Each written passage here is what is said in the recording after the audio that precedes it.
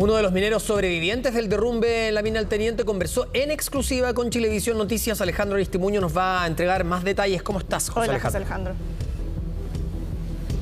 Hola, buenas tardes, ¿cómo están? Bueno, muchas expectativas porque además durante esta jornada podrían conocerse noticias. Recordemos que el presidente de la República, Gabriel Boric, estuvo acá en la comuna de Rancagua, reunido también con distintas autoridades, y en marco de eso hemos conversado con uno de los sobrevivientes, uno de los mineros. Estamos hablando, él nos cuenta que son alrededor de 2.500 personas que trabajan diariamente en la mina, al menos en ese sector. Él es uno de ellos que escuchó lo que ellos llaman el Cerro Habla, es lo que nos han comentado durante esta jornada. Él escuchó esto, esta explosión, como ellos lo han llamado, y entonces empieza a alertar también a sus compañeros de esto. Hay distintas cosas técnicas que van a irse conociendo también respecto de los días o el transcurrir de los días. Él nos decía que hay específicamente un canal de la radio, de sus radios personales, para poder entonces escuchar los llamados de emergencia. Uno de esos llamados de emergencia llegó precisamente a él cuando uno de sus compañeros de la mina hace el relato entonces que habría sido afectado por esta explosión, porque dice que prácticamente se elevaron por entre 20 y 30 centímetros después de escuchar esta explosión, y empiezan entonces a caminar hacia zona segura de la mina. Él dice que desde el lugar donde estaban, nos comentó hace pocos minutos atrás, que el lugar donde estaban hasta este lugar seguro pasaron alrededor de 20 o 30 minutos caminando para poder estar, digamos, en zona segura, y es donde empiezan ellos a tomar el peso de la emergencia. Todo este relato lo conversó inclusive con Chilevisión Noticias durante esta jornada en hechos claves, por cierto, que nos imaginamos que van a ser parte de la investigación que lleva adelante la Fiscalía, y por cierto, cómo se va a ir entonces armando la historia también de los momentos más claves de esta jornada, que aún tiene en vilo a familias que siguen buscando entonces o que siguen esperando noticias de estos 5 mineros desaparecidos acá en la mina del Teniente. Pasemos a escuchar la primera parte del relato, presten atención. Yo me encontraba a una distancia más o menos de unos 100 metros, yo creo 200 metros arriba del evento, y eran aproximadamente las 17:35 horas, y yo me encontraba haciendo mis labores de mantención en los equipos que están trabajando dentro de la mina. Nosotros fue algo súper repentino, porque hubo ruido, y este ruido venía acompañado de un movimiento, pero fue una explosión, no fue un movimiento sostenido. Entonces este movimiento sostenido nos sacó del lugar que estábamos, nos levantó, nos elevó. Eso fue lo que ocurrió. Yo creo que unos 10-20 centímetros más o menos llegamos a saltar desde el suelo. Bueno, son bien impresionantes las declaraciones. Respecto también a lo que se ha acusado, él afirmó que eso ocurre así. Ayer hablábamos con uno de los mineros que conoce el lugar. Decía, por ejemplo, hablaba del estado de los baños, de los refugios que estarían cerrados, etcétera. Sí, yo le preguntaba específicamente sobre los refugios, porque se han hablado varias situaciones que se dan también al interior de la mina. Esto quizás en algún momento se ha normalizado, nos decía ellos, ver los refugios cerrados incluso con candados. Son mismos funcionarios de las minas los que por órdenes de las jefaturas deben cerrar, según lo que nos ha comentado en este testimonio, deben cerrar estos refugios que sí están provistos por víveres, por comida seca, entre otras cosas, incluso con frazadas, pero que estos refugios, que además, según este mismo testimonio, no son muchos, muchas veces están cerrados con candado. Entonces, ante una emergencia, lo planteaba él, como la que sucedió en días atrás, dificulta que ante el caos mismo del momento puedan, digamos, asistir a uno de estos refugios y proveerse también de esto. Por eso va a ser interesante a partir de ahora cómo se va a establecer entonces la verdad respecto de esos mismos refugios, que es lo que dice la autoridad, y sobre todo porque los mismos funcionarios, los mismos mineros, por instrucciones de sus jefaturas deben cerrar esto, porque muchas veces se da que se presta para, nos decía en este testimonio, para el descanso, incluso para sustraer algunos alimentos. Esto es un lugar enorme, donde dentro de la mina incluso hay lo que ellos llaman el barrio cívico, que hay casino, hay baños. Ellos dicen que el teniente es prácticamente un ejemplo internacional, que viene de científicos de distintas partes del mundo para tomar el ejemplo de cómo se gestiona y cómo se hace vida laboral en el Teniente, pero destacan sí el tema de los refugios. Él nos decía, yo le preguntaba si tuvieron a la mano o cercano algún refugio para poder usarlo durante ese minuto. Ellos prácticamente, digamos, en la costumbre de la minería, creen que estos tipos de movimientos, estas explosiones podrían ser normales, aunque esta sí llamó poderosamente la atención. Y es cuando llegan al barrio cívico, donde pueden algunos tener señal de Wi-Fi o incluso sintonizan esta radio donde se hacen las emergencias o donde se citan o donde se dictan las emergencias, donde empiezan a tomarle el peso a la situación que estaban viviendo, que en ese minuto era prácticamente una evacuación de rutina, según nos dice el testimonio. Esta persona nos dice que a través de alguien superior se toma en contacto con Codelco, quien es que finalmente les da entonces la instrucción, les dice finalmente que sí estaban viviendo una emergencia y que debían evacuar. Escuche esta parte del testimonio. Hay vía telefónica. Nosotros tenemos teléfonos y anexos telefónicos, comunicación directa con personal de Codelco. Entonces hicimos el llamado al personal de Codelco y le pedimos que nos confirmara qué es lo que había sido. Y claro, y él nos confirmó que había sido un asentamiento de cerro y que había que evacuar hacia el barrio cívico. Gracias a Dios, este movimiento no generó un desprendimiento material, sí harto polvo. Y esto nos permitió poder evacuar hacia el barrio cívico sin problema y en calma. No nos pudimos comunicar de forma inmediata con mi familia. El evento fue como a las 5:30 y ya es alrededor de las 19 horas nos pudimos comunicar con la familia para avisar que estaba en buenas condiciones. Mi señora estaba preocupada porque como no teníamos comunicación con ella, y las redes sociales ahora van tan rápido, ya había información. Sí, José Alejandro, son palabras que van muy en la línea de los testimonios que ya han dado otros sobrevivientes, que dicen lo que se escuchó pareciera que fuera mucho más que un temblor. Hablaron de un estruendo, dicen que muchos de ellos además quedaron después con daños psicológicos y que no saben si van a regresar aún. Ahora nos queda aquí la duda con Humberto. ¿Él en qué nivel de la mina estaba? ¿Estaba en el mismo sector? ¿Estaba también en Andesita? ¿Qué fue lo que te puedo comentar sobre ese punto? Mira, por respeto al mismo testimonio no podemos dar esa información porque él nos dice que evidentemente hay situaciones que se están dando durante estos días, claro, lo pueden identificar, sí. Por eso además él da en esta entrevista en anónimo. Lo que sí nos comentó y lo que nos autorizó a decir es que desde el barrio cívico al exterior de la mina es alrededor de 1 hora 15 caminando, porque ellos recordemos que hay buses que hacen el traslado desde el interior de la mina hacia el exterior para poder entonces terminar la faena. Pero desde el barrio cívico, este barrio cívico específico, desde el lugar de... para hacer el diagrama completo, desde el lugar donde ellos empiezan a sentir esta explosión, hacia el barrio cívico fueron alrededor de media hora caminando. Y posteriormente, cuando llega al barrio cívico, desde el barrio cívico al exterior de la mina es alrededor de 1 hora 20 caminando. Y hacen esa diferencia porque en bus son alrededor de 15 o 20 minutos. Entonces, respecto del nivel, por respeto mismo al testimonio de la fuente, no lo podemos revelar porque hay situaciones, él dice, descarta cualquier amenaza, pero recordemos que acá hay situaciones contractuales, hay una investigación en curso, estas personas son sustento de familia de distintas generaciones además, y también además por respeto a las personas que están siendo buscadas durante esta misma jornada, por cierto. Entonces, lo que sí es que podemos establecer los tiempos.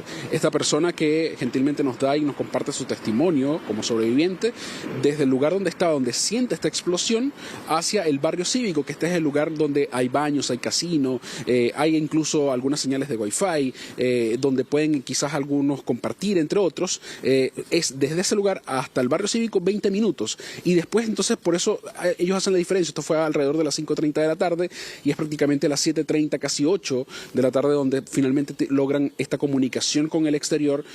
Su señora prácticamente se entera por videos que ya se empiezan a difundir a través de redes sociales, por las primeras publicaciones de la prensa también, y finalmente entonces se descarta que esta persona que nos da el testimonio hoy día sea una de las personas desaparecidas, sino que finalmente es una persona sobreviviente que puede contar su testimonio a los medios de comunicación, específicamente a Chilevisión Noticias, y que nos ha comentado que al menos la empresa a la que trabaja como tercerizado, como subcontratado, sí han estado pendientes respecto de la salud mental de los afectados. Dicen que durante esta jornada les han ofrecido apoyo psicosocial y que se han tenido, digamos, este acercamiento. Sin embargo, el día de ayer dice que les pidieron ir a la mina nuevamente, a retomar a sus faenas. El presidente de Codelco decía que acá hay varios sectores que pueden ser trabajables, además lo que corresponde también la cantidad de dinero que se produce a través de la minería, y por eso él digamos, destaca que esta llamada para retomar a la faena podría tomarse normal, pero que quizás no correspondería por la situación de búsqueda en la que se encuentra y la situación de rescate en la que se encuentran también las autoridades respecto a estos 5 desaparecidos también. Tenemos otra parte del testimonio para que lo escuche con atención. Mira, no me lo imaginé nunca. Y preparado, no, yo creo que para estos eventos uno nunca está preparado porque uno siempre espera lo mejor. Nunca está pensando en lo peor, pues nunca está pensando en que un compañero, aunque no sea de la misma empresa, va a fallecer. Yo creo que es muy difícil estar preparado para esta situación. Ahora, esto lamentablemente te hace generar mayor experiencia, pero que uno esté preparado. Yo lo he conversado con otros viejitos que a lo mejor llevan más años que yo trabajando en el teniente, y tampoco ellos también me hacen mención que uno nunca está preparado para este tipo de eventos. Sí, se podría decir que sí, somos sobrevivientes. Todas las personas, que todos los que trabajamos en faena minera, todos los días que uno entra a faena, pero no sabe si va a salir, no sabe si uno va a salir vivo, porque uno está encerrado adentro.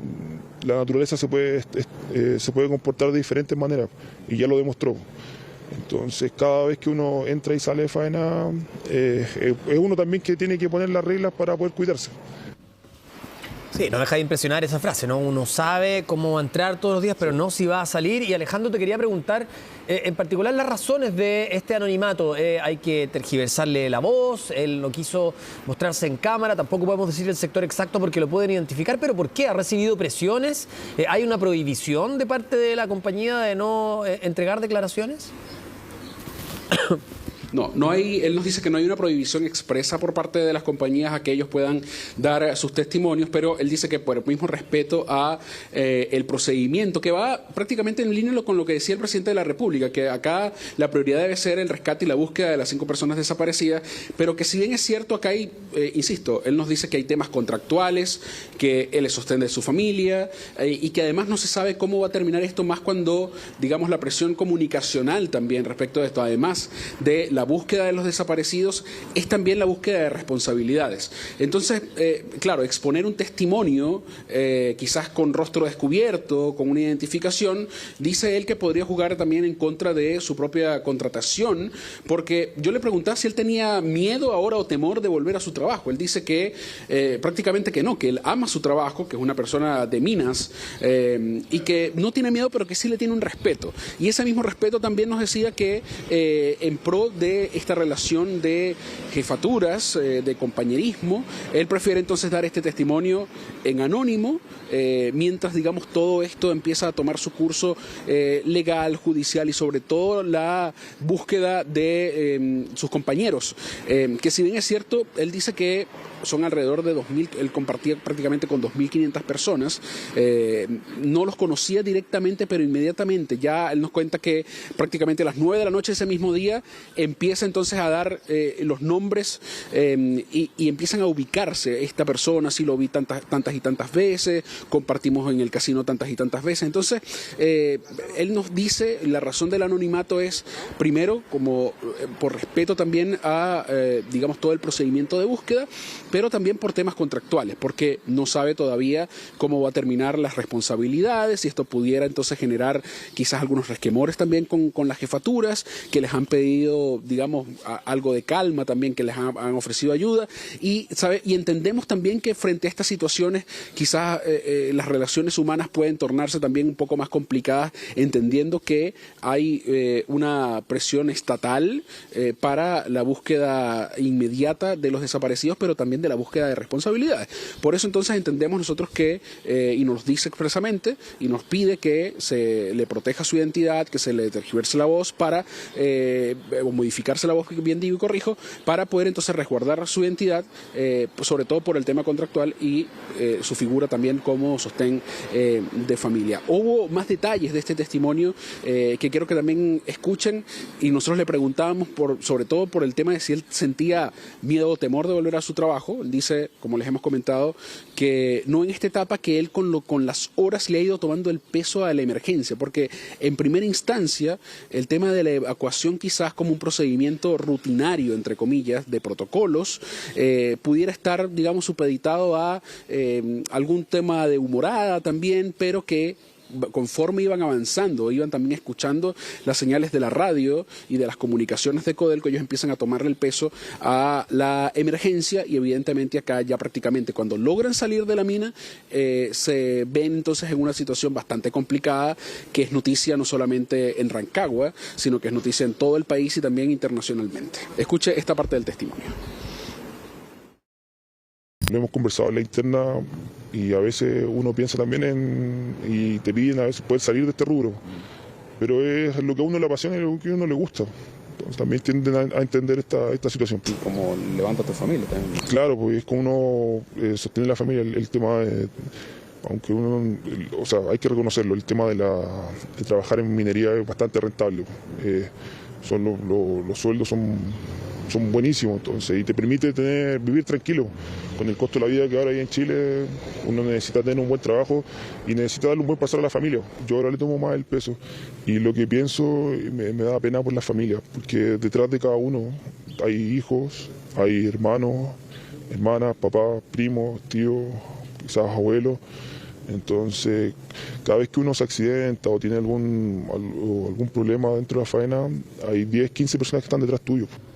Claro, al menos desde la empresa contratista, según tu propio relato, José Alejandro, le habían ofrecido ayuda psicológica para enfrentar el estrés postraumático que significó todo esto para la gran mayoría de ellos. Ahora, ¿él le compartió alguna historia contigo de si pudo compartir con los mineros que están aún atrapados o con Paulo Marín, el minero fallecido? No sé si los conoció en profundidad, si alcanzó a trabajar mayormente con ellos y compartió ahí parte de su experiencia con los mineros.